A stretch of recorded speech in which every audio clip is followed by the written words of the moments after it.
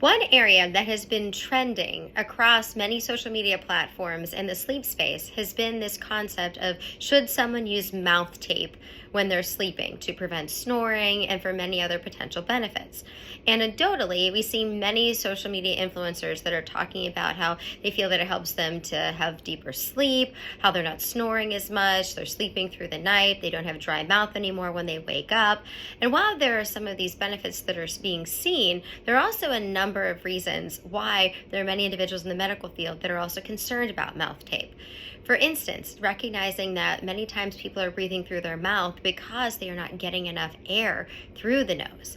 So if we are forcing somebody to breathe through the nose and somebody is not getting enough oxygen, whether it could be from a deviated septum or issues with getting oxygen through the general structure of the nose, for many individuals there could be congestion, allergies, many reasons why somebody may not be getting enough air. If we're now forcing them to breathe through the nose and there's restricted airway, that could result in lower oxygen saturation or the body having to work harder to breathe, which could put more stress and strain on the body during sleep instead of them being able to have full restorative sleep and repair. There are some specific diagnoses, for instance, asthma, that some individuals are saying that mouth tape is being found to be more and more beneficial. Sometimes it's used as part of a treatment called BBT, that is a drug-free alternative to treating asthma symptoms, emphasizing on using slow breaths through the nose. And individuals are using specific surgical tape to do the mouth taping to force people to take more deliberate, slow breaths through the nose, saying that breathing through the nose helps to keep the air more moist, the nasal passages moist, can filter out more irritants, it could be potential triggers for asthma. And so there are some studies that are showing that that specific treatment can be useful for that specific case, but sometimes the treatment isn't also done just when someone is sleeping.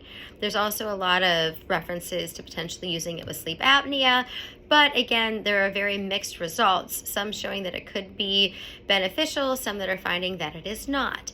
You also want to be cautious of what type of tape you would be using in general. So it is currently recommended to have a conversation with your medical provider about your specific conditions.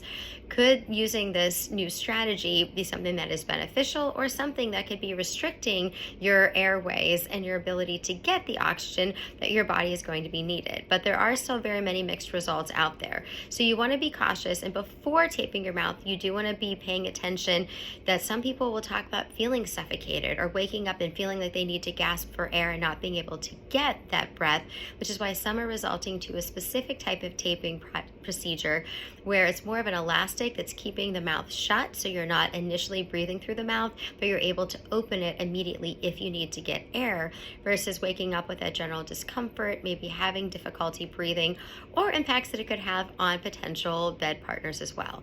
So we want to make sure that we are discussing our sleep problems with our medical doctors. Individuals may be referring to someone that's trained through the American Academy of Dental Sleep Medicine, speaking to their dentist, looking at lifestyle changes that could impact snoring and breathing, treating nasal congestion, as well as other sleep habits.